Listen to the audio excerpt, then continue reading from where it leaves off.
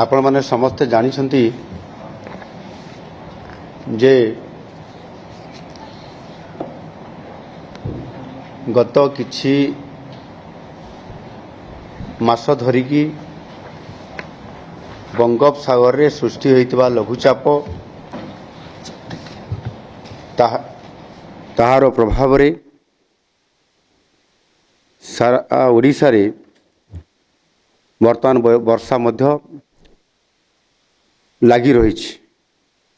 ଏହି ବର୍ଷା ଦ୍ୱାରା ବିଭିନ୍ନ ଜିଲ୍ଲାରେ ବନ୍ୟା ପରିସ୍ଥିତି ମଧ୍ୟ ଉପୁଜିଛି।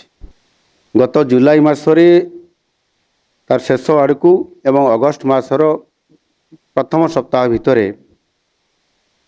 ଯେଉଁ ବନ୍ୟା ପରିସ୍ଥିତି ଦେଖା ଦେଇଥିଲା, ସେ ସମୟରେ ଆକାଶ ମାର୍ଗରୁ 5ଟି ଜିଲ୍ଲାର ବନ୍ୟା ପରିସ୍ଥିତିକୁ ମଧ୍ୟ ମୁଁ ନିଜେ ଏରିଏଲ ସର୍ଭେରେ ତାର ଅନୁଧ୍ୟାନ ମଧ୍ୟ କରିଥିଲି। ମୋ ସହିତ ମଧ୍ୟ ସେତେବେଳେ ରାଜସ୍ୱ ମନ୍ତ୍ରୀ ସୁରେଶ ପୂଜାରୀ ମହୋଦୟ ମଧ୍ୟ ଉପସ୍ଥିତ ଥିଲେ। ସେହି ବନ୍ୟାର ପ୍ରକୋପ ଛାଡ଼ି ଆସିଲା ବେଳକୁ ପୁଣି ଥରେ 14-15 ତାରିଖରୁ ପ୍ରବଳ ବର୍ଷା ଯୋଗୁଁ 5ରୁ 6ଟି ଜିଲ୍ଲା ଉପରେ ପୁନର୍ବାର ଆଉ ଥରେ ବନ୍ୟା ପରିସ୍ଥିତି ଦେଖାଦେଲା। ଏଣୁ କିଛି ଜିଲ୍ଲାରେ 3 ଥର ବନ୍ୟା ଆସିବା, ଆଉ କିଛି ଜିଲ୍ଲାରେ 5 ଥର ପର୍ଯ୍ୟନ୍ତ ଆସିବା, ଏହି ପ୍ରକାରର ତୁହାକୁ ତୁହା ବା ଗୋଟିଏ ପରେ ଗୋଟିଏ ବନ୍ୟା ପରିସ୍ଥିତି ଓଡ଼ିଶାର କିଛି ଅଞ୍ଚଳରେ କିଛି ଜିଲ୍ଲାରେ ବଡ଼ କ୍ଷତି ଘଟେଇଛି। ଏବଂ ଗତକାଲି ମୁଁ ସଡ଼କ ପଥରେ ଯାଜପୁର ଜିଲ୍ଲା ଏବଂ ଭଦ୍ରକ ଜିଲ୍ଲାର ବନ୍ୟା ପରିସ୍ଥିତିକୁ ଅନୁଧ୍ୟାନ କରିବା ପାଇଁ ଯାଇଥିଲି। ଆଉ ମୋ ସହିତ ମଧ୍ୟ ରାଜସ୍ୱ ମନ୍ତ୍ରୀ ଶ୍ରୀଯୁକ୍ତ ସୁରେଶ ପୂଜାରୀ ମହୋଦୟ, ଉଚ୍ଚଶିକ୍ଷା ମନ୍ତ୍ରୀ ଶ୍ରୀଯୁକ୍ତ ସୂର୍ଯ୍ୟବଂଶୀ ସୁରେଶ ଏବଂ ରାଜ୍ୟସଭା ସଦସ୍ୟ ଶ୍ରୀଯୁକ୍ତ ମନମୋହନ ସାମଲ, ଯାଜପୁର ସାଂସଦ ଶ୍ରୀଯୁକ୍ତ ରବୀନ୍ଦ୍ର ନାରାୟଣ ବେହେରା ଏବଂ ସ୍ଥାନୀୟ ଯାଜପୁରର ବିଧାୟକମାନେ ମଧ୍ୟ ସେଥିରେ ଉପସ୍ଥିତ ଥିଲେ। ପ୍ରଥମେ ଯାଜପୁର ଜିଲ୍ଲାର 10ଟି ବ୍ଲକରେ 270ଟି ଗାଁ ଏବଂ ତା ସହିତ ମଧ୍ୟ ଗୋଟିଏ ପୌରାଞ୍ଚଳ ଏଥିରେ ପ୍ରଭାବିତ ହେଇଛି। ଏଥିରେ ସମୁଦାୟ 2,80,000ରୁ ଅଧିକ ଲୋକ ସିଧାସଳଖ ଭାବରେ ପ୍ରଭାବିତ ହେଇଛନ୍ତି। ଯାଜପୁର ଜିଲ୍ଲାରେ ମୁଁ ଆମ ପୁରା ଟିମ୍ ସହିତ ଦଶରଥପୁର ବ୍ଲକ ଅନ୍ତର୍ଗତ ଯେଉଁ ରାମଚନ୍ଦ୍ରପୁର ଗ୍ରାମକୁ ମୁଁ ଯାଇଥିଲି। ସେଥିରେ ବୋଟ୍ ମାଧ୍ୟମରେ ଗଲା ପରେ ସେଠିକାର ଲୋକଙ୍କ ସହିତ ଦେଖା ସାକ୍ଷାତ ହେଲା ଏବଂ ସେଠି ରିଲିଫ କ୍ୟାମ୍ପ ଏବଂ ଉଦ୍ଧାର କାର୍ଯ୍ୟ ଏବଂ ସମସ୍ତ ଯେଉଁ ରିଲିଫର ସାମଗ୍ରୀ ସେଠି ପହଞ୍ଚିବା କଥା ତାକୁ ଅନୁଧ୍ୟାନ ମୁଁ କରିଥିଲି। ଏବଂ ଯେଉଁ ରୋଷେଇ ଖାଦ୍ୟ, ରନ୍ଧା ଖାଦ୍ୟ ଦିଆଯାଉଛି ତାହା ଉପରେ ବି ନିଜେ ଯାଇକି ସରଜମିନରେ ଯାଇକି ମୁଁ ନିଜେ ଖାଦ୍ୟ ଏବଂ ଡାଲି ତରକାରୀ ଏସବୁ ଯାହା ହେଇଥିଲା ତାକୁ ମଧ୍ୟ ଅନୁଧ୍ୟାନ କରିକି ଦେଖିକି ଆସିଛି ପୁରା ଟିମ୍ ସହିତ। ଏଣୁ ଏଥିରେ ସେମାନଙ୍କର ସୁରକ୍ଷା ସହିତ ପର୍ଯ୍ୟାପ୍ତ ପରିମାଣରେ କିଭଳି ଭାବରେ ରନ୍ଧା ଖାଦ୍ୟ ଏବଂ ଶୁଖିଲା ଖାଦ୍ୟ ଯାହା ସରକାର ତାଙ୍କ ମାଧ୍ୟମରେ ଦେଉଛନ୍ତି ତଳମୁଣ୍ଡରେ ପହଞ୍ଚୁଛି କି ନାହିଁ ତାକୁ ଦେଖିବା ପାଇଁ ମଧ୍ୟ ମୁଁ ସେଠି ଯାଇଥିଲି। ଏବଂ ସେଠିକାର ଲୋକଙ୍କ ସହିତ ମଧ୍ୟ ସେଠି ବର୍ଷା ପାଣି ଭିତରେ ଥାଇକି ମଧ୍ୟ ଆଲୋଚନା କରାଗଲା। ଲୋକମାନେ ସବୁ ଏ ଯେଉଁ ବ୍ୟବସ୍ଥା ଆନୁଷଙ୍ଗିକ କରାଯାଇଛି ସେଥିରେ ସେମାନେ ସନ୍ତୁଷ୍ଟ ଅଛନ୍ତି। ଏଣୁ ଏଇ ଯେଉଁ ପରିସ୍ଥିତି, ଆମେ ଗୋଟିଏ ଯାଜପୁର ଜିଲ୍ଲାର କଥା ମୁଁ ଯାହା କହିଲି, ଏଥିରେ ଗୋଟିଏ କଥା ମୁଁ କହିବି ଯେ ବିଭିନ୍ନ ପାଣିପାଗ ବିଭାଗର ଆକଳନ ଅନୁଯାୟୀ ଏ ବର୍ଷ ଏଲ୍ ନିନୋ ଯୋଗୁଁ କମ୍ ବର୍ଷା ହେବାର ସମ୍ଭାବନା ଥିଲା, ଏକଥା ଆକଳନ କରାଯାଇଥିଲା, ଚର୍ଚ୍ଚା ବି ହେଇଛି। ଆଉ ସେଥିପାଇଁ ମଧ୍ୟ ମୁଁ ଆମ ରାଜସ୍ୱ ମନ୍ତ୍ରୀଙ୍କ ମାଧ୍ୟମରେ ଭିନ୍ନ ଭିନ୍ନ ସମୟରେ ମଧ୍ୟ ଏ ବାବଦରେ ରିଭ୍ୟୁ କରିବା ପାଇଁ, ସତର୍କତା ଅବଲମ୍ବନ କରିବା ପାଇଁ ଏବଂ ମୋ ଡିପାର୍ଟମେଣ୍ଟରେ ବି ଯେଉଁ ୱାଟର ରିସୋର୍ସ ଅଛି, ଯେଉଁଠି ଜଳସେଚନ କରିବା ପାଇଁ ଯେଉଁ ପାଣି ରିଜର୍ଭ ଯେଉଁ ଅଛି ସେଗୁଡ଼ିକରେ ପାଣି ଆବଶ୍ୟକ ଷ୍ଟୋରେଜ ରଖିବା ପାଇଁ ମଧ୍ୟ କୁହାଯାଇଥିଲା। ଏଣୁ ନିଶ୍ଚିତ ଭାବରେ ଜଳଭଣ୍ଡାରରେ ଜଳ ରଖିଲୁ, ସତର୍କତା ଅବଲମ୍ବନ ମଧ୍ୟ କଲୁ। ଆଉ ଯଦି ଆମେ ସମୁଦାୟକୁ ଦେଖିବା ଜୁନ, ଜୁଲାଇ, ଅଗଷ୍ଟ ଏଇ 3 ମାସରେ କେତେ ବର୍ଷା ଆମ ଓଡ଼ିଶାରେ ବର୍ଷା ହେଇଛି, ସେଥିରେ ଯାହା ହିସାବ କରି ଦେଖାଗଲା ଯେ ସେଥିରେ 1100 ମିଲିମିଟରରୁ ଅଧିକ ବର୍ଷା ହେଇଛି, ଯାହାକି ଭାରତ ବର୍ଷରେ ସବୁଠାରୁ ଆମ ରାଜ୍ୟରେ ଢେର ଅଧିକ। ସେଥିରେ 34% ଅଧିକ ବର୍ଷା ଓଡ଼ିଶାରେ ବର୍ତ୍ତମାନ ସୁଦ୍ଧା ହେଇଛି। ଇଏ ପରିସ୍ଥିତି ଆଗରୁ ଅର୍ଥାତ୍ ଯଦି ଆମେ 25 ବର୍ଷକୁ ହିସାବକୁ ନେବା ସର୍ଟ ଟର୍ମରେ, ତାହେଲେ ଇଏ ସବୁଠାରୁ ଅଧିକ ବର୍ଷା ହେଇଛି। ତଥାପି ଆମ ସରକାର ତାକୁ ଆହ୍ୱାନକୁ ମୁକାବିଲା କରିକିରି ବନ୍ୟା ଯୋଗୁଁ ରାଜ୍ୟର ଯେଉଁ କ୍ଷୟକ୍ଷତି ସେଥିରେ ହେଇଛି ତାହାର ସମସ୍ତ ପ୍ରକାର ଆକଳନକୁ ଆଧାର କରିକିରି ସରକାର ପ୍ରସ୍ତୁତ ବି ଅଛନ୍ତି ଏବଂ ଆକଳନ ବି କରୁଛନ୍ତି ଏବଂ ସାହାଯ୍ୟ ବି ଦେଉଛନ୍ତି ଏବଂ ସମସ୍ତ ତଥ୍ୟ ଆସିଲା ପରେ ମଧ୍ୟ ଫାଇନାଲି ଦିଆଯିବାର ବ୍ୟବସ୍ଥା ମଧ୍ୟ କରାଯାଉଛି। ଯାଜପୁର ଜିଲ୍ଲାରେ ସମୁଦାୟ 77,680 ଜଣଙ୍କୁ ସୁରକ୍ଷିତ ସ୍ଥାନକୁ ମଧ୍ୟ ସ୍ଥାନାନ୍ତର କରାଯାଇଛି। ଜିଲ୍ଲାରେ 203ଟି ରିଲିଫ୍ କ୍ୟାମ୍ପ ଖୋଲାଯାଇଛି ଏବଂ ବନ୍ୟା ପ୍ରଭାବିତ ଲୋକଙ୍କ ସୁରକ୍ଷା ପାଇଁ ଯାଜପୁର ଜିଲ୍ଲାରେ କେବଳ 9ଟି ଓଡ୍ରାଫ୍, 2ଟି ଏନ୍ଡିଆର୍ଏଫ୍ ଏବଂ 12ଟି ଅଗ୍ନିଶମ ଏବଂ ଜରୁରୀକାଳୀନ ସେବା ଟିମ୍ ମଧ୍ୟ ସେଥିରେ ସମ୍ପୂର୍ଣ୍ଣ ଭାବରେ ମୁତୟନ ଅଛନ୍ତି। 24 ଘଣ୍ଟା ସମୟ ପର୍ଯ୍ୟନ୍ତ ଅପେକ୍ଷା ରହୁଛନ୍ତି, ପୁରା ଫୁଲ୍ ଟାଇମ୍ କାମ କରୁଛନ୍ତି। ସେହିଭଳି ଭଦ୍ରକ ଜିଲ୍ଲାରେ 4ଟି ବ୍ଲକରେ 149ଟି ଗ୍ରାମ ଏବଂ ସେଥିରେ ମଧ୍ୟ ଗୋଟିଏ ପୌରାଞ୍ଚଳ, ୟାକୁ ମିଶାଇଲା ପରେ 2,69,000 ଜଣ ଲୋକ ବନ୍ୟା ଦ୍ୱାରା ସମ୍ପୂର୍ଣ୍ଣ ଭାବରେ ଆଂଶିକ ଭାବରେ ମଧ୍ୟ ପ୍ରଭାବିତ ହୋଇଛନ୍ତି। ଏସବୁ ଅଞ୍ଚଳରୁ 1,96,000ରୁ ଅଧିକ ଲୋକଙ୍କୁ ମଧ୍ୟ ଇଭାକୁଏଟ୍ କରାଯାଇଛି, ସୁରକ୍ଷିତ ସ୍ଥାନକୁ ସେମାନଙ୍କୁ ସ୍ଥାନାନ୍ତର କରାଯାଇଛି ଏବଂ ଭଦ୍ରକ ଜିଲ୍ଲାରେ ମଧ୍ୟ ସେହିଭଳି ଭାବରେ 90ଟି ରିଲିଫ୍ କ୍ୟାମ୍ପ ସେଥିରେ ଖୋଲାଯାଇଛି। ଭଦ୍ରକ ଜିଲ୍ଲାର ମୁଁ ତିହିଡ଼ି ବ୍ଲକର ଶ୍ୟାମସୁନ୍ଦରପୁର ଗ୍ରାମ ପଞ୍ଚାୟତର ଈଶ୍ୱରପୁର ଗ୍ରାମକୁ ମୁଁ ସେଠି ପୁରା ଆମ ଟିମ୍ ସହିତ ଯାଇଥିଲୁ। ଏ ଟିମ୍ରେ ମଧ୍ୟ ଆଜି ଏଠି ଆମର ସଦସ୍ୟ ଥିବା ବିଧାୟକ ମାନେ ବି ଯାଇଥିଲେ, ଆମର ଧର୍ମଶାଳା ବିଧାୟକ ଯାଇଥିଲେ, ଆମର କୋରେଇର ବିଧାୟକ ଯାଇଥିଲେ ଏବଂ ଅନ୍ୟ ସମସ୍ତ ଅଧିକାରୀମାନେ ମଧ୍ୟ ସେଠି ଉପସ୍ଥିତ ଥିଲେ ଏବଂ ଏ ଈଶ୍ୱରପୁର ଗ୍ରାମ ପଞ୍ଚାୟତର ଯେଉଁ ଉଚ୍ଚ ବିଦ୍ୟାଳୟ ଅଛି ଦପା ନାକାଣି, ସେ ହାଇସ୍କୁଲର ଆଶ୍ରୟସ୍ଥଳୀକୁ ମଧ୍ୟ ଆମେ ସେମାନଙ୍କର ବିଭିନ୍ନ ସମସ୍ୟା ଏବଂ ସେମାନଙ୍କର ତ୍ୱରିତ କ'ଣ ଆବଶ୍ୟକତା ଅଛି ସମାଧାନ କରାଯିବ ସେ ବାବଦରେ ସମ୍ପୂର୍ଣ୍ଣ ଭାବରେ ବୁଝିଥିଲୁ। ଭଦ୍ରକ ଜିଲ୍ଲାରେ 15ଟି ଓଡିଆର୍ଏଫ୍, ଗୋଟାଏ ଏନ୍ଡିଆର୍ଏଫ୍, 2ଟି ଅଗ୍ନିଶମ ଜରୁରୀକାଳୀନ ସେବା ଟିମ୍ ମଧ୍ୟ ସେଠାରେ ସମ୍ପୂର୍ଣ୍ଣ ଭାବରେ 24 ଆୱାର କାର୍ଯ୍ୟରତ ଅଛନ୍ତି। ଭଦ୍ରକ ଏବଂ ଏ ଯାଜପୁର ଜିଲ୍ଲା ଯେଉଁଠି ମୁଁ ଗତକାଲି ଆମେ ପୁରା ଯାଇଥିଲୁ, ତାପରେ ମଧ୍ୟ ଆହୁରି 4ଟି ଜିଲ୍ଲା ବାଲେଶ୍ୱର, କେନ୍ଦୁଝର, ମୟୂରଭଞ୍ଜ, କେନ୍ଦ୍ରାପଡ଼ା ଏଇଭଳି ଭାବରେ 6 ଜିଲ୍ଲା ଏବଂ ଅନ୍ୟ କିଛି ପ୍ରଭାବିତ ଜିଲ୍ଲା ବି ଅଛି, ଜଗତସିଂହପୁର ଅଛି, ପୁରୀ ଅଛି, ଯେଉଁଥିରେ ପୂର୍ବ ବର୍ଷାରେ ମଧ୍ୟ ଆଫେକ୍ଟେଡ଼ ସେଥିରେ ମଧ୍ୟ ହେଇଥିଲା। ଏଣୁ ଆମେ ଏଇ ଯେଉଁ ପ୍ରଥମ 6ଟି ଜିଲ୍ଲା ମୁଁ କହିଲି ସେଥିରେ 74ଟି ବ୍ଲକରେ 1381ଟି ଗାଁରେ 9,40,000ରୁ ଅଧିକ ଲୋକ ପ୍ରଭାବିତ ହେଇଛନ୍ତି ଏବଂ 3,70,000ରୁ ଅଧିକ ଲୋକଙ୍କୁ ସୁରକ୍ଷିତ ଭାବେ ଆମେ ତାଙ୍କୁ ଏଭାକୁଏଟ୍ କରିକି ମଧ୍ୟ ସେମାନଙ୍କୁ ସ୍ଥାନାନ୍ତର କରି ସୁରକ୍ଷିତ ଭାବରେ ମଧ୍ୟ ସେମାନେ ଏବେ ବି ସେହି ଅବସ୍ଥାରେ ସୁରକ୍ଷିତ ଅବସ୍ଥାରେ ଅଛନ୍ତି।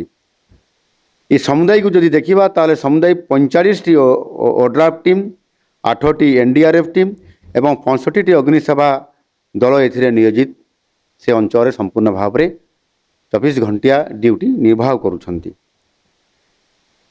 ଏବଂ 6ଟି ଜିଲ୍ଲାରେ ସମୁଦାୟ 550ଟି ରିଲିଫ୍ କ୍ୟାମ୍ପ ଜରିଆରେ ପ୍ରଭାବିତ ଲୋକଙ୍କୁ ମଧ୍ୟ ରନ୍ଧା ଖାଦ୍ୟ ସହିତ ଆମର ଶୁଖିଲା ରେସନ ମଧ୍ୟ ଆମେ ସେମାନଙ୍କ ପାଖରେ ପହଞ୍ଚାଇବାରେ ଆମ ଡିପାର୍ଟମେଣ୍ଟ କାମ କରୁଛନ୍ତି। ବନ୍ୟା ପ୍ରଭାବିତ ସହାୟତା ପାଇଁ ଆମର ଯେଉଁ ପ୍ରଥମ ବନ୍ୟା ହେଇଥିଲା, ତାପରେ ଦ୍ୱିତୀୟ ବନ୍ୟା ଯେଉଁ ଗୋଟିଏ ପରେ ଗୋଟିଏ ଲଗାତାର ହେଉଛି, ପ୍ରଥମେ ଆମେ 26 କୋଟି ଟଙ୍କା ଏବଂ ପରେ ଆଉ 110 କୋଟି, ଏଇଭଳି ଭାବରେ ଦୁଇଟି ପର୍ଯ୍ୟାୟରେ ସମୁଦାୟ 136 କୋଟି ଟଙ୍କା ଆମର SRC ଜରିଆରେ ପଇସା ଲୋକଙ୍କ ପାଖରେ ପହଞ୍ଚା ଯାଇଛି। ଏବଂ ବନ୍ୟା ଛାଡ଼ିବା ପରେ ଜିଲ୍ଲାପାଳଙ୍କର ଦ୍ୱାରା ଅଧିକାରୀମାନଙ୍କର ଦ୍ୱାରା ଯେଉଁ କ୍ଷୟକ୍ଷତି ଆକଳନ ପାଇଁ ଯେଉଁ ନିର୍ଦ୍ଦେଶ ଦିଆଯାଇଛି, ଚୂଡ଼ାନ୍ତ କ୍ଷୟକ୍ଷତି ଆକଳନ ଆସିଲା ପରେ ସମ୍ପୂର୍ଣ୍ଣ ସହାୟତାର ବ୍ୟବସ୍ଥା ମଧ୍ୟ କରାଯିବ। ଏବଂ ତା ସହିତ ମଧ୍ୟ ଯୁଦ୍ଧକାଳୀନ ଭିତ୍ତିରେ ପାଣି ନିଷ୍କାସିତ ହେଲା ପରେ ଘାଇ ଭାଙ୍ଗିଥିବ କେଉଁଠି କେନାଲ ମାନଙ୍କର, ଏବଂ ଯେଉଁଠି ଘାଇ ହେଇଥିବ କେଉଁଠି ରାସ୍ତା ଭାଙ୍ଗିଥିବ, ଏ ସମସ୍ତ କିଭଳି ଭାବରେ ଯୁଦ୍ଧକାଳୀନ ଭିତ୍ତିରେ ମରାମତି କରାଯିବ ତାକୁ ସମ୍ପୂର୍ଣ୍ଣ ଭାବରେ ପ୍ରସ୍ତୁତି କରି ରଖାଯାଇଛି। ଯେଉଁଠି ପାଣି ନିଷ୍କାସିତ ହେଉଛି ସେ ଜାଗାରେ କାମ ତୁରନ୍ତ ଆରମ୍ଭ ହୋଇଯାଉଛି।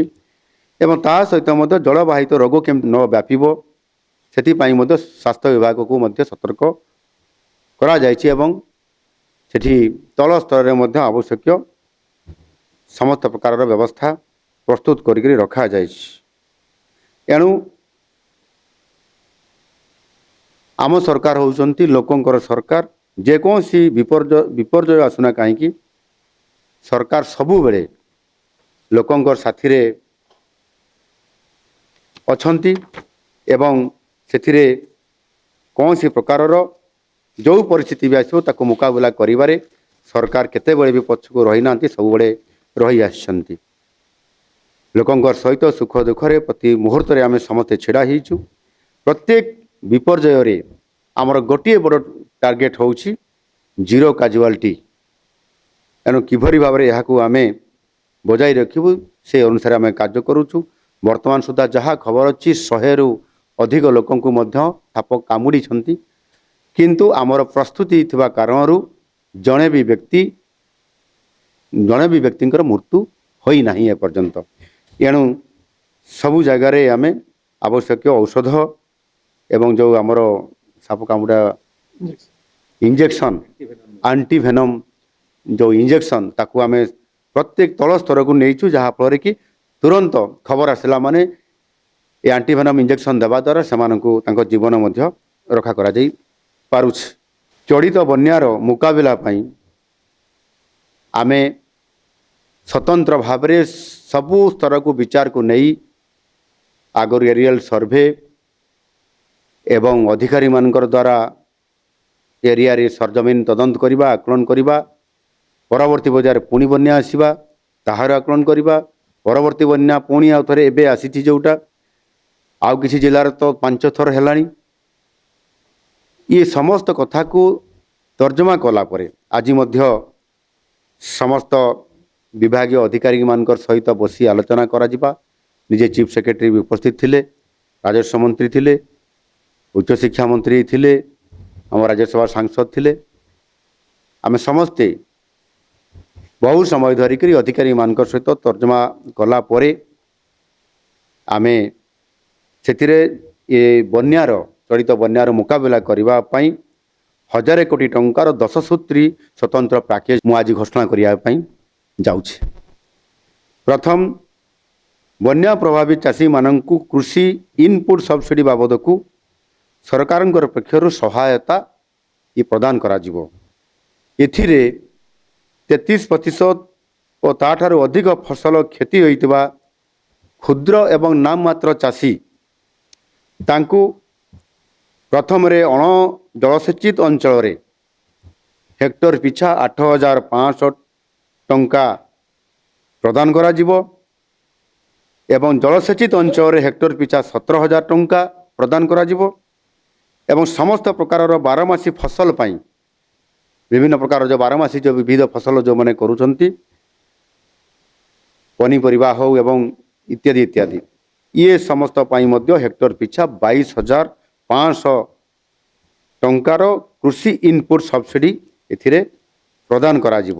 ଦ୍ୱିତୀୟରେ, କ୍ଷତିଗ୍ରସ୍ତ ଚାଷୀମାନଙ୍କୁ ବିଭିନ୍ନ ପ୍ରଜାତିର ଧାନ ଓ ଅଣଧାନ କହିଲେ ଯଥା ଗୋଟେ ଉଦାହରଣ ଦେଲେ ବିରି, ଏ ବର୍ଷା ଦିନ फसल पर परवर्ती फसल जो बिरी आसे ये बिहन किणवा निमंते आर्थिक सहायता डीबीटी माध्यम प्रदान करा जिवो एवं सरकार तरफ सरकारी और घरोई व्यवस्था माध्यम आवश्यक बिहन मध्य चाषी मानू किणवा उपलब्ध करा जिवो सेमानकु जो डीबीटी माध्यम सीधा सड़क आर्थिक तांकर सहायता दिज्व से सरकारी बिहन बाछिकी भी से कौ समय कौ एरिया केते दिन भितर चाष हम चाषी अधिक ज्ञानी एवं से तार अनुभव अच्छे से आम डीबीटी माध्यम बिहन ताकू आम आर्थिक सहायता देवा सहित आम सरकार तरफ जो बिहन मान आम रखीचु ताहा पाखरे बा से अंचल उपलब्ध करा सी प्राइवेट रू भी नहीं पारिबो सरकारी स्तर नहीं पारिबो चाषी तार इच्छा अनुसार जोटा ताकू सुविधा हे कौटा करले पुनर्बार चाषी तार जी आशा रखी ए वर्षर क्षति न होकरी मुझे भरणा करी चाषे ताल से आधार में से कर ये कथा को सरकार निष्पत्ति करें चाषी सुविधा ताकू पर्याप्त प्रकार सहयोग देवाई मनस्थ करिसेंती। तृतीय क्षतिग्रस्त चाषी मानू मागणारे पनीपरिबा मिनी किट मध्य प्रदान करा जिवो बन्या परवर्ती रोग पोक परिचालना क्षतिग्रस्त चाषी मानू एथिरे 75% पर्यंत सब्सिडी प्रदान करा जिवो। चतुर्थ क्षतिग्रस्त उठा जलसेचन पॉइंट गुड़ी को युद्धकालीन भित्तिरे मरामती करा जिबा पई आर्थिक सहायता एथिरे प्रदान करा जिवो। ता सहित मध्य कोठी जदि बड़ नदीबंध द्वारा संलग्न होइतिबा कौनसी केनाल रे जदि घाई सृष्टि होइतिबो एवं जहाँ भी जलसेचन पई जो परिस्थिति तैयारी होइतिबो जोठी अभाव परिलिखित हबो ताकू ये रिलीफ भितर अंतर्भुक्त करा जाय तुरंत युद्धकालीन भितर ताहार मरामती करी ताकू सचलक्षम करिया पई मध्य संपूर्ण भाव में चेष्टा करा जिवो।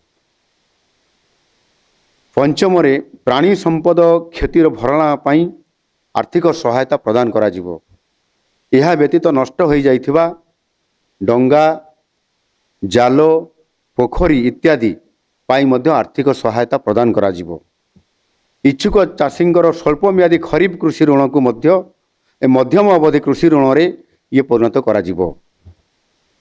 सप्तम हस्तशिल्प और हस्ततंत्र क्षेत्र में क्षतिग्रस्त उपकरण किंबा जंत्रपाति किनिबा पई 5,000 टंका एवं कंचामाल और प्रस्तुत सामग्री जदि क्षति होइतिबो ता पई 5,000 टंका मध्य सहायता प्रदान करा जिवो। अष्टम बन्यारे क्षतिग्रस्त होइतिबा रास्ता घाटर सामयिक मरामती युद्धकालीन भित्तिरे ये करा जिवो। पानी कमिगला परे समस्त क्षतिग्रस्त भित्तिभूमि क्षतिर आकलन जितेबले पुनर्बार पानी छाड़िला परे जो करा जिवो सेतेबेले को जेतेबले फाइनल रिपोर्ट आसीबो सेतेबले पुनर्बार मध्य सेथिरे जोड़ा जाई पारिबो एवं आवश्यक अर्थ मध्य सेथिरे अधिक प्रदान करा जाई पारिबो। नवम बन्या प्रभावित अंचल स्थिति स्वाभाविक हेबा पर्यंत रंधा खाद्य सुखिला खाद्य जोगाण जारी रहिबो। एहा सहित अतिरिक्त भाव में आवश्यक रिलीफ चाउल मध्य जहाँ रिलीफ सहायता देवा कथा ताहा मध्य जोगे दिया जिवो। शेषरे बन्या प्रभावित व्यक्तिविशेषों को बासनकुसन और वस्त्र निमंते मध्य बासनकुसन केतेबेले कोठी बन्यारे हजि जाइथिबो किंबा को परिस्थिति रे ताकू आवश्यकता पड़ुथिबो